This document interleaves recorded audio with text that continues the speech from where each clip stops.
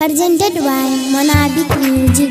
चले शादी शादी चले शादी मिल तो ठंडी में जाई के मजा Singing by गौरव ठाकुर। पानी पानी दहिया हमर करे छे सरसर रे, पूरी बदनिया ठंडी में कांपे छे थर थर रे। तो चले ने मजा ले लेबे। ए बाबू सुना, पानी पानी दहिया हमर करे छे सरसर रे, पूरी बदनिया ठंडी में कांपे छे थर थर रे। मिलै में छे असगर में चढ़ाई के मजा समझे सुनले जेना भैया तो हर ले छौ गेलु गाई के मजा भौ जाई के मजा चले शादी मिल तो ठंडी में रजाई के मजा जेना भैया तो हर ले छौ गेलु गाई के मजा भौ जाई के मजा चले शादी मिल तो ठंडी में रजाई के मजा कुछ भी बोलते हो।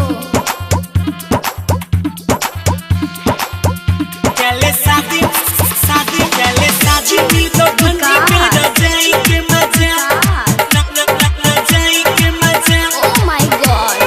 मसियार कला सीतामढ़ी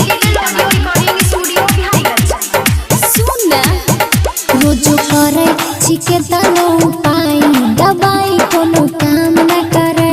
अपना सैया संगे सट के सुतई छै गे छौड़ी सब घरे घरे तब न ठंडी भागता रोजे करे छिके तनो उपाय, दवाई कोनो काम न करे। अपना सैया संगे सट के सुतई छै गे छौड़ी सब घरे घरे तू ही लले हमर अंगाराई के मजा।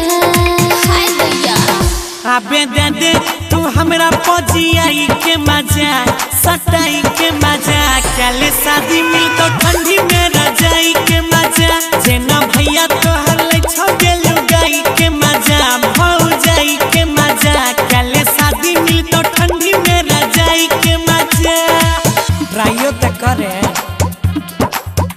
चले शादी शादी चले शादी मिल तो ठंडी में रजाई के मजा रजाई के मजा Oh my God।